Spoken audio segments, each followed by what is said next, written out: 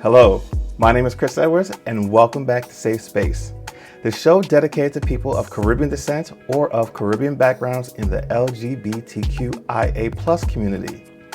This is a space for us in the community to share our stories, our journey of how we've gotten to this place in our lives, how we've come out, or like I'd like to say, letting others in. Each journey is unique. Some of us have had challenges, while others have had a much easier road to travel. Today's guest is Rohan Spencer, originally from Jamaica, the West Indies, but currently resides in the US with his husband. Rohan is a personal chef, and I'm excited to have him on for him to share his journey with us today. Welcome, Rohan. How you doing? Hi, I'm great. How you doing? I'm good. It's such a pleasure to have you here today. Pleasure to be here. Well, as you know, I brought you on so you can share your journey and share your story with all of our viewers today. So, let's not waste any time. Let's dive right on in. As a member of the LGBTQIA+ community and someone of Jamaican descent, how's your journey been? Oh, baby. It has been a journey.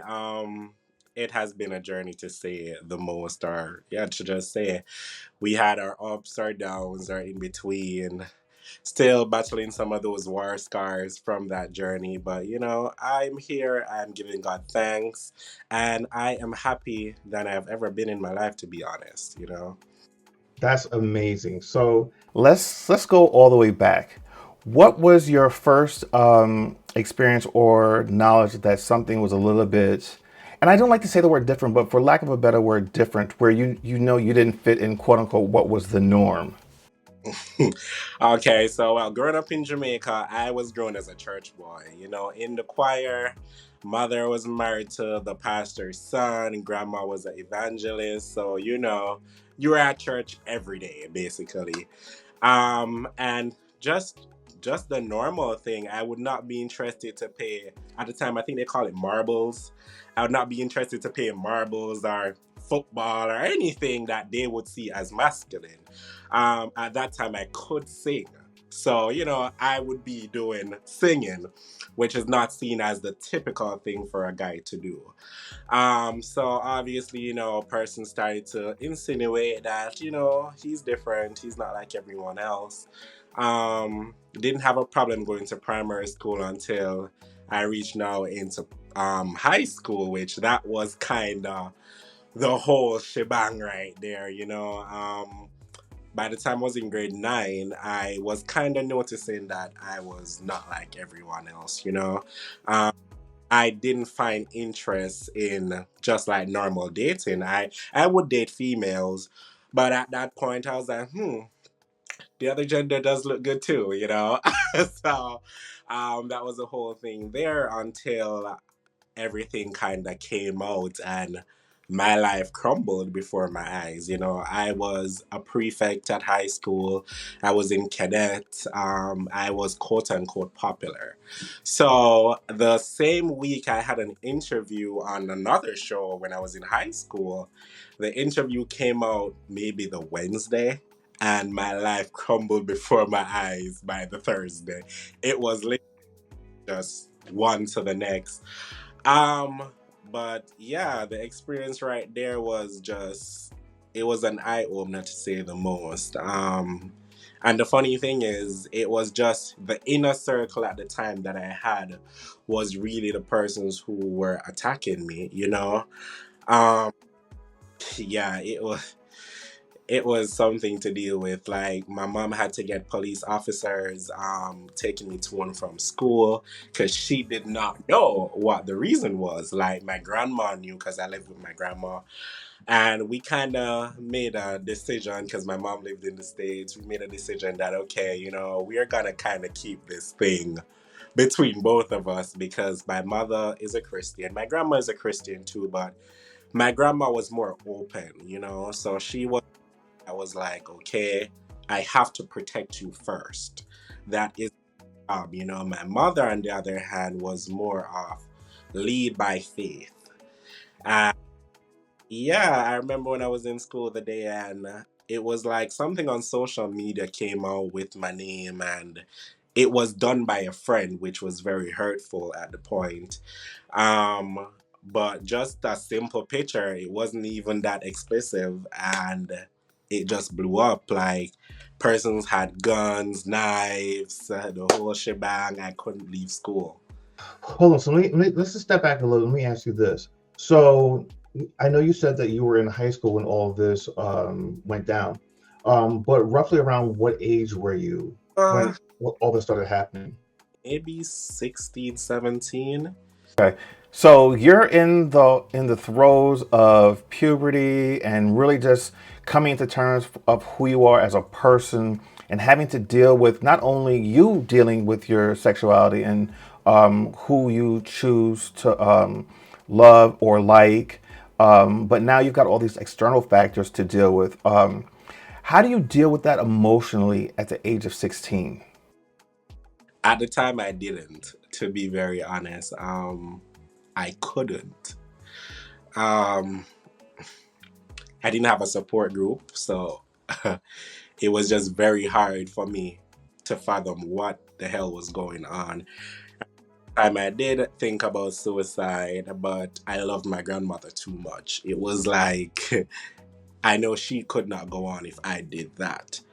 Um, but one person, and she was the only one that could actually get me out of what I was going through, because honestly, I didn't have a support group. I had friends from the LGBT community, but they were also afraid of socializing with me. I had four friends, and they kind of stick around, but my parents kind of banned me from the phones because the threat messages was coming around. So no, I couldn't talk to anyone outside. And my neighbor, I can't forget the day she was going to work, and she stopped and she was like, "This will last for 9 days. Are you going to allow this to determine your future?" 'Cause at the time, I had my final exams. And I remember after that, I just literally just put on a mask and I was like, you know what? Let's go forward. I will have to target this head on. And that's what I did. I put on a mask. I would not let them see that it bothered me. Even when persons were throwing stones, and these were persons who I was raised with, my friends were stones. Cab drivers wouldn't take me to school, so I had to wake up extremely early to walk to school just to do my exams. And I just put on that mask, and in some part of me, I don't think I ever took that mask off until I left Jamaica. You just, there's going to be something said, it's going to hurt. So before it's said, you already tell yourself that, hey, you're gonna have to deal with it. And how I dealt with it at the time. So Okay, so you're having to deal with a lot as a young teenager at the age of 16. You don't have any support from friends, and it doesn't seem as though you even really had a community within the LGBTQIA plus community who you could really rely on. So how do you get through like those dark days? You did mention that suicide was even a consideration for you at the time. How do you manage to get over that? honestly, I don't think you ever get over it. You learn to live with it. And coming from Jamaica, where I don't think we target a lot of our emotions. You learn that this is what it is, you accept it, and you move on. So I had my grandmother there at a point, but again, she is more of, she has her religion, but she has the love. So she kind of tries to balance them out. So it's just a topic you just do not speak about. So from that, I just literally just moved on. It kind of helped because I kind of transitioned schools to going to school in Kingston, but this face never hides. So someone see you and be like, "Hey, didn't you?" And I just was like, "No, it's not me." So that's how I dealt with it for the most part. I just put on a face. All right, so you put on a face and you've changed schools. What happens next? What's the next step in this journey? It continues. It, it's like this is it. I am a person that I'm very outspoken, so I will never sit there and be bullied by anyone, you know. So started school again. It was kind of okay for the most part when I started the new school because it was more college, you know. So I was kind of cool. Start working at I think I started work at this gas station because I had school and I had the gas station, and my best friend at the time, she did not know about me. So we're now transitioning into, you know, young adults, and she wants to know. She doesn't know the outlet how to ask. And I was dating someone at the time. So I took her around the person, still didn't tell her anything. She went ahead and asked someone else, "Do you think Zeus is like this?" There comes the next episode. That person went on to tell the whole neighborhood. So that was just another thing to deal with, you know. Came home. And this is supposedly a friend. Oh yeah, this was my best friend at the time. Uh so that just started a whole story within itself, you know.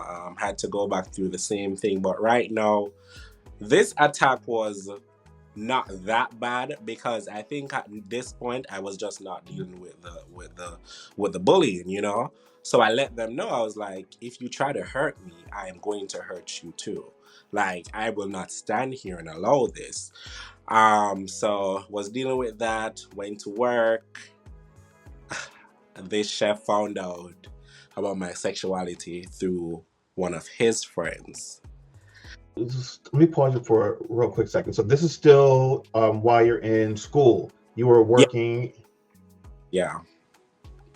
Okay. So was in college, was working. Um, the chef at the workplace found out about, you know, my sexuality. Um, that event ended up with me having the whole of my face getting burned, my hands. He left on the stove accidentally and quit accidentally the same day. Um, so I had those burns 2 days before my birthday. So it was like all my face, my hands, everything was just burnt. Um, yeah, and I had to just kind of deal with that at that point. So it is what it. I am so sorry to hear that you had to deal with that. It just shows the ignorance of people and the lack of education. And yeah, I'm not even gonna say lack of education. It was just ignorance, you know. And the unfortunate thing, especially in Jamaica, because as we know that it's still against the law and on the books that homosexuality is a crime in Jamaica. Um, I mean, who do you at that point? Who do you turn to? Honestly, while I was in college, I kind of built my community right there. Not with even persons that I had from college, just friends that I was at a point now where I was more comfortable in myself to let in some persons. Like, I still think I have a phobia from high school days where I can't let anyone in completely. Like, you may come at 80%, but you will never come the full 100 because there's a part of me that still think you're gonna hurt me, you know? And I had one best friend, her name is Alia, like, she became my rock when I was going through a lot. Like, my mother found out partially. Well, she found out, my aunt told her. And honestly, I got the voice notes, you know, you're gonna go to hell, you're gonna die, this is the highest sin of the highest. And she became my support at that time. She was the only friend that I could really open up to, and she accepted it, you know. She told her family because I went back and forth to her visit. So she told her mom and everyone, she's like, hey, this is what it is, and he's gonna be here often, you know. Her mom was pretty cool. And from then I just built my career. Like, I started to do caterings, but with that, you know, I can't have this stigma following me because now it's like a cloak of shame. So when I decided to go in the culinary world completely and started my company, I revamped myself into this Chef Zeus. So no one knew Rohan, they knew Chef Zeus. Um, then I had my girlfriend. So, with all of that, you kind of stop the rumors for a minute. I started to work for a company in Kingston, and the rumor started again. But right now, I'm more within myself. It didn't really bother me. I kind of had my inner circle. I had like maybe three friends that they were my inner pact, and I had my four from the LGBT community. So we kind of keep each other together. You have a bad day, we call each other from there. So Let me ask you this. So now you've graduated college and you've started your career and you're what, around 21, 22, 23-ish? up my 20s. Because I did my associate and that was it. I had my career started off after the associate. So I was like, okay. There's no shame in that. Um, and you've started your business. You've kind of rebranded yourself just so you can get a fresh slate and get a fresh start. So now everyone knows you as Chef Zeus. You're still in Jamaica at this point, correct? So everyone knew me as Chef Zeus. I had my girlfriend, working a good job. Everything was kind of calm at that. Me and my girlfriend broke up. She knows about my sexuality. Awesome young lady. We're still friends to this day.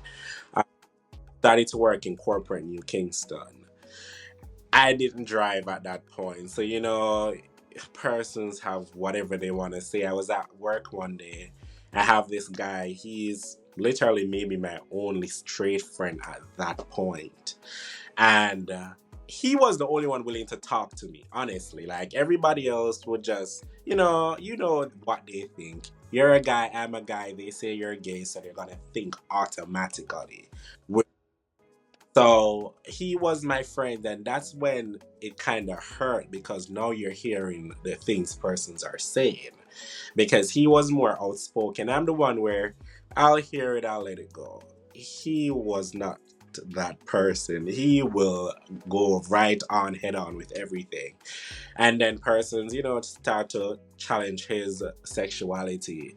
They tried to challenge him, why is he friends with me? Like, if he's not afraid. The threat messages started to come. But again, at this point, I was just not dealing with the bullshit. I was like, if you want to do something, let's go at it. I was just frustrated. I was not going to hear it. The first time a security guard, because I used to sell food at work, so I would have these days where it's exclusive, where only a set amount of persons could order. And he made it and was like, why are you guys ordering from him? He's gay. Like I'll never spend my money with him. He should die. So I bring this ass to HR. They didn't do much, but I bring this ass to HR. So you had that to deal with. And honestly, if you're again in Jamaica, there is no possible way you're gonna go a day without hearing someone judging you. You could be masculine, there is going to be someone who is going to have something to say. So after a point, I just dealt with it. Like honestly, even though I still don't trust people, and I don't think I will ever have that trust because every time I got hurt in the past or something got said, it was always from home. It's always I was raised with them, their family members, it's always from home. So even though I still have up that guard where I'll let you a little in, but we ain't gonna go that far. That's how I've been able to deal with it till I left, honestly. Okay, so let's fast forward a little bit. You've had to deal with a lot in your young life. You know, Everyone's journey is different. I had a previous guest on who didn't have such quite a story from Jamaica. He had his issues to deal with, but not as hard as you had it. And I have to say that you have strength and courage because you've made it through on the other side, despite all of the downfalls and all the heartaches. You've prospered. You were able to, come to the U.S. You are married. We'll get to that, and you have a good life now. So, I wanted people to hear your story because it's not, as they would say, a bed of roses. Not Uh, everyone has a great story coming out or letting people in story. Not everyone has had an easy transition into this life. So you telling your story, I really do appreciate it. The courage that it takes to tell it publicly, especially. uh, But you've made it to the other side. What made you decide that, all right, you know what? I can't stay in Jamaica anymore. I need to move somewhere else where I could, just kind of live life and without that fear of constantly looking over my shoulder. okay, so back in Jamaica, because I had a partner when I was there, awesome guy. But it was just the limitations that you will always feel. He lives on the DL still. So I, at that point, everyone knew about me, but I rebrand myself. So it was like three friends and customers. Customers, they insinuate. They could never put a hand on it that yes. But after that point, I was just at a point where I could not live in the constant fear.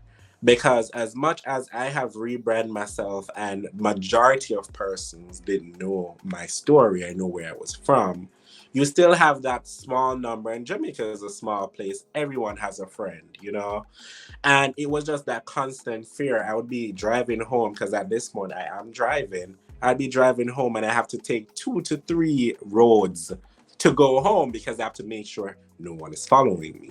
You know, it's the constant fear of you being at work. You still have to look over your shoulders that no one is gonna hurt you. So at that point, I was like, I am not gonna do this constant thing of living. It's like you're living your life, but you're still within a box. So you think you have freedom, but you still have that fear factor of me and my friends will go out and you're like, you have to be really vigilant that no one is really coming to hurt you because the slightest insult can just uproar. The first time I've ever seen it, I was surprised. It was one comment, and by the time I could look around, there was literally like 20 people ready. And it's just that constant fear of living in it. I was like, I can't do this anymore. I am a person where, as again, I will never live with bullying. I speak out, and because I speak out, that will get me in a lot of problems at times. Yeah, Um, that could. so I was like, no, I'm done. I'm done. My ex partner's still there. He's still on the DL, and I think he will keep that forever. To be honest. Hmm. That's unfortunate. But how do you? All right, so you've made the decision that you have to leave. Um, how did that go? How did that come about? Like, how do you decide where you're gonna go? Because a lot of Jamaicans, the U.S. isn't the only place that a lot of Jamaicans go. They tend to go either to England or to Canada. So how did you decide on the U.S. and what was that like for you? Was here, so it was like the easiest bet. But again, it was like my mother lives here, but she doesn't know about me. So transition came here and everything. I stayed as far away from my mother as humanly possible. Like where I live right now takes maybe a 6 hour flight to see my mother. So came here, thought I had a friend in the United States. She still didn't know about my sexuality. But came here, tried to get transitioned and everything. And I remember at the time I felt the pattern aligning where you're still somewhere, but you're living in a box because of what persons think about you. I was working for a Jamaican restaurant, Jamaican owned. So I was still socializing with a lot of Jamaicans. So you're Yeah. no sense of you're still in a box. You're just still in a box. And I remembered I started to date my partner at the time. And I was just like, no, I refuse to move so far to deal with this. So I called my friend the day, took her to dinner, told her everything. She was supportive. She said, "Oh, I love you, Zeus. It changes nothing. You're like a brother to me." That did not last long. Wow. I told my boss at the time because we were really close. We're still close. Awesome individual. She's from Jamaica. But again, she has a husband. So it's like that two game where she has to abide by her marriage, which is fair enough. We all have our relationships. Right. But still, she cares about me because we got very close. And from there, I kind of just build my circle here. So I met this other young lady. Her name is Ashley. Awesome Well, girl. hold on one second. Let me interrupt real quick, just so we can get a timeline. When did you come to the U.S.? It was 2 years ago. Okay, and you were how old? I think I was 22. Okay, okay. I think I was 22. A lot has happened. Yeah, yeah. I think because because I just turned 25 September. And this year makes 2 years and some months. So, I got yeah. 22, 23. Depends on what time of the year. Then who asked? Yeah. But yeah, I was about 22 at that point. But at that point, as I said, came here, I was surrounded back by Jamaicans, Jamaican culture. Everything was basically the same. Guys started to come to the restaurant, start to insinuate, "Oh, I think he's gay." My boss had to be defending me. And I was like, this seems too familiar for me. I am not going to deal with this. And I remembered I told the girl, I told my boss, and I was like, listen, it is what it is. I do not disrespect anybody's belief. But if anyone comes and disrespect me, I'm done. I didn't come from Jamaica to deal with the same thing over here. And at that point, I was dating someone. He was out at that point. He told all his family members. So it was a problem for him to say the most to pick me up from work, and I have to be acting all macho. Like, hey, bro, what's up? He was just not standing for it, but Yeah. my were there. So I had to keep up this performance to say the most. So transition here, started to build my inner circle, as I said, met this one young lady. I think that's the point where I was so becoming the person I wanted to be, because Okay. boss knew. I thought my friend at that point knew. Then I met this young lady. She just casually came in one day to buy food. And we did like this night scene. So I used to work the night scene too. And she just saw me and she's like, "Are you gay?" That was all that came out of her mouth. She was a Jamaican. And with me, normally, when persons say this to me as a Jamaican, the first thing is to get defensive. And coming from our background, when you hear someone ask you this question, our defense is up. And at that point, I just felt so free. I just turned around and I was like, "No, I'm bi." And she was like, "I like you." And since that day, she has been my best Judy. She has been my girl.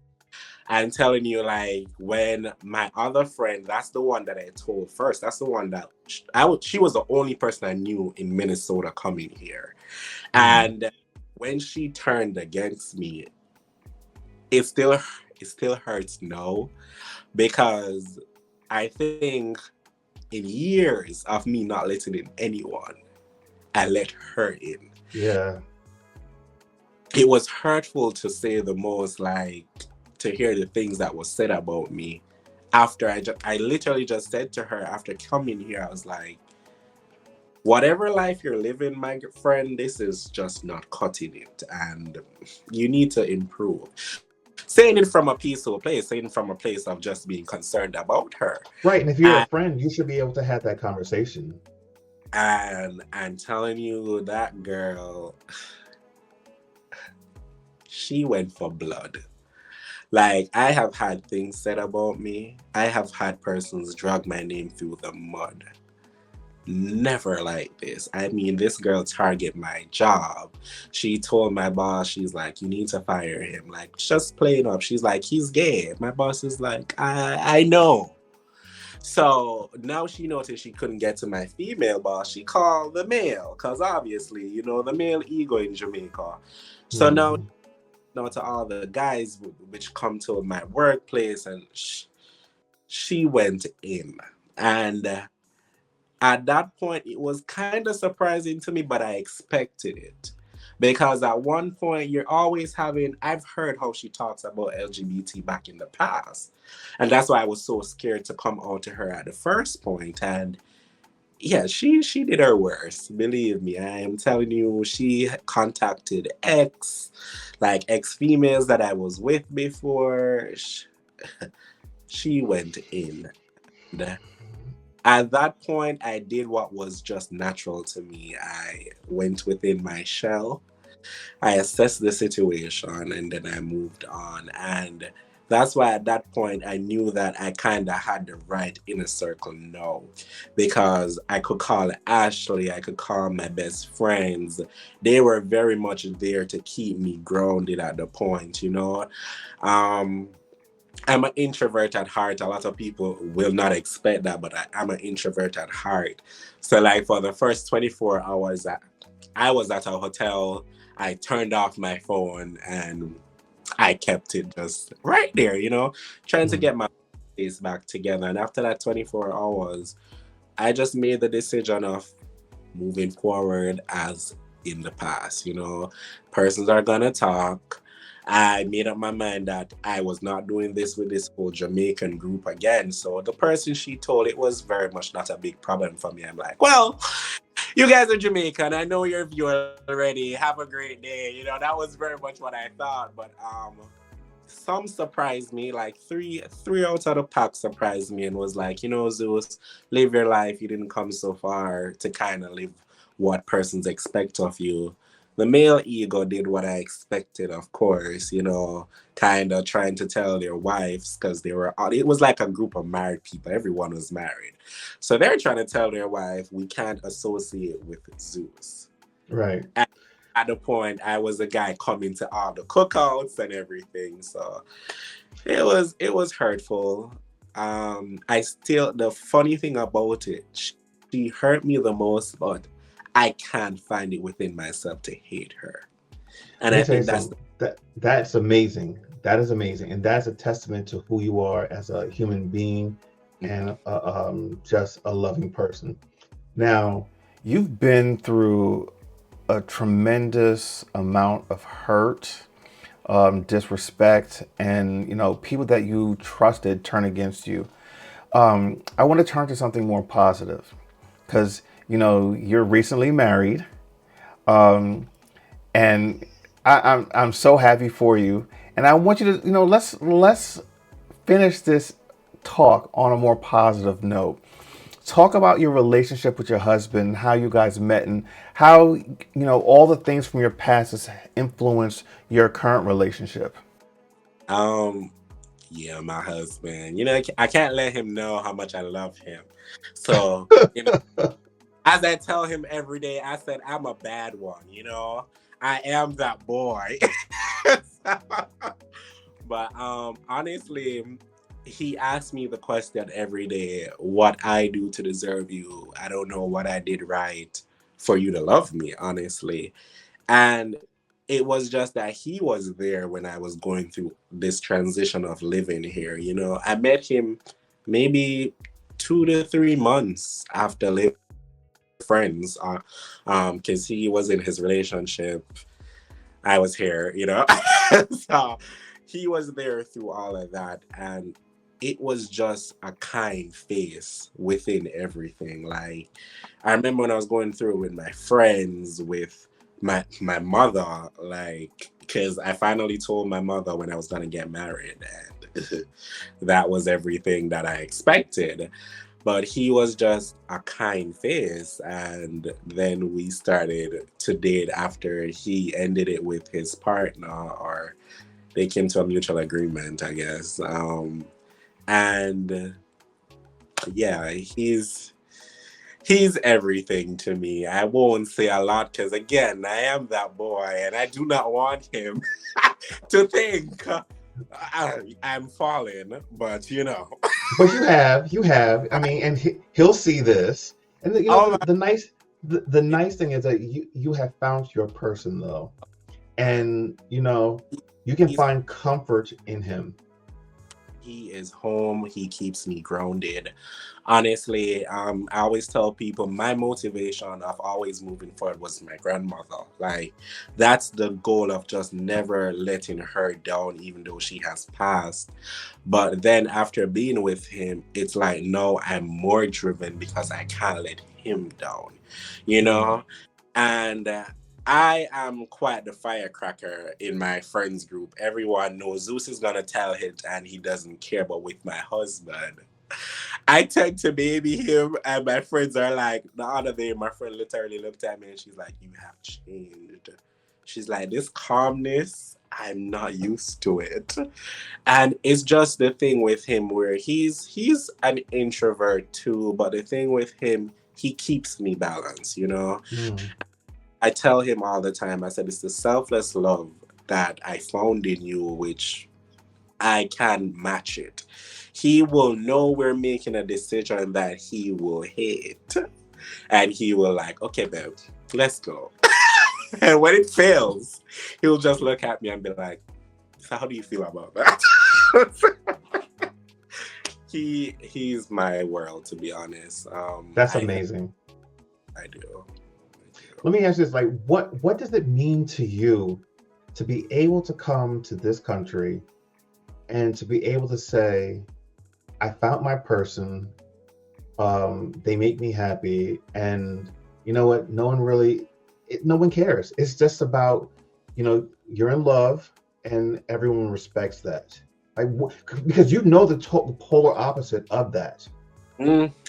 Yeah. I think the thing with me, I transition really fast. Like, I would say I'm a chameleon. So when I'm in a space, I adjust really fast to it. But for me, I think it was the shock, first of all, to see that, oh, someone kissed you and there's no one here to kill you. We're safe, but honestly, it is a dream come true. Like, I literally have evolved so much, and it's a feeling you can put a price on, honestly, to know that you have the option of loving who you want to love. You have the option of just living the life that you want to live without that constant fear of just anyone hurting you. Mhm. So it's the best decision I've ever made. The hardest one was when I was gonna get married, because at that point I knew I was, I thought I was gonna lose my mother, honestly, because she had told me that, hey, if you have ever done anything like this, I'm done. But we are getting there, we had a whole breakdown and didn't talk for months and whatever. And she is coming around. We have a great relationship now, thank God. That's Um, amazing. yeah, I love my mom as much as I don't tell people I love them a lot, because when you do, they started to act out. But, but love my mom, and my husband he has been the go-to guy with all of this. Because honestly, I'm the person that I'll just cut and keep it moving, because I think I wear my emotions on my sleeve. And because of that, when a person hurt me, it really hurts. But transitioning here is a decision I would never change, honestly. Best decision. Best. That's amazing. I love that your story, not that your story is over, but it's having a happy ending. And you're on the road to healing. You're on the, you found that person that supports you, that gives you the love that you deserve, that you're deserving of. And then the fact that he's able to help you to rekindle that relationship with your mother, despite what we might say, and I know you've had to have a tough armor and tough shell, you still want that love of your mother, and the fact that you guys are starting to have that relationship again, I'm so happy for you. Yeah, thank you. We're getting there. It's awesome. As I said, my mom was like my grandmother. She's my go-to. So the fact of thinking that I was going to lose her, it was a lot. But I was like, oh Hmm. well, my husband. Like literally, that was just my thinking. I was like, if you want to go, I have my husband here, so we're cool. Okay. Um, but yeah, as I said, he is more the chill guy. I'm very much let's cut, let's move on. But he keep me grounded, and he's like, it's your mom. So Yeah. So before we end, I do my research. I've seen some of the stuff, the things you've posted on social media. You don't seem like an introvert to me. You seem very outgoing and out there. Talk a little bit about the. I mean, you definitely show your personality on your social media page. I have a social meter, and I tell people this, like, if you are, I call it my inner circle. If you are my inner circle, you know me at heart, you know I have a social meter. So you see, when that meter is at 0, I am done. Leave my house. Don't call my phone. We are good. But I love life. I think life should be experienced. I love life from when I was in Jamaica. So coming here, now that I have the freedom, I'm going to be outside. I'm going to be living and loving and enjoying, because life is beautiful. So my husband knows this about me. I will be on a flight. I will be outside, but the meter is done. It's done. I'm going to bed. Okay. You kind of figure to love your own company when you have been through so much. Yeah. Um, so yeah, that's me. I love to go out though. Don't. I'll be outside. I'm gonna be outside, but All I right. do a point when I'm gonna be inside, covered up, ignore my phone, and that's me, honestly. Okay. Okay. So one last parting question. What do you want to leave the people with? What do you want them to walk away learning from your journey and your experience? So there was a saying I picked up way back in the past, and it's, in the land of the blind, the one-eyed man is king. And for me, it has been something that keeps me grounded, because when everybody else is seeing one picture, you have to remind yourself of who you are and what's the bigger picture for you. So, with that being said, live your life to the fullest, make decisions for you. Because I always tell people, at the end of our lives, you will have to look back on your life, and best believe those regrets that you have there about what you did not do, because what people will think, they won't be that big at that point. So listen, live life, laugh, love the people that loves you, and come to a realization that if a person have a view of you and you can't change that view, that's okay. That's okay. Once you look in the mirror, you love you. You give yourself the support that you give. Every day I tell myself, I am enough. I deserve everything and more. So with thinking that life is beautiful, live, laugh, make fun of yourself. Like, honestly, it's not that big of a deal. I love it. I love it. I love it. Yes, you are enough. You are enough. Um, Zeus, Rohan, thank you so much for sharing your story with all of us today. This is amazing. Like I said in the very beginning, we all have a journey and a path that we've journeyed to get to this point, and everyone's journey is different. It's unfortunate that you had to go through all of what you went through, but you know what? It's made you a stronger person. It has allowed you to come to the other side and just live your best life now. And I think you have an even deeper appreciation for the life that you have and the life that you will have. Yeah. So thank you so much for joining us. And I want to see you guys here back next week for Safe Space. Have a good one, everybody. Goodbye.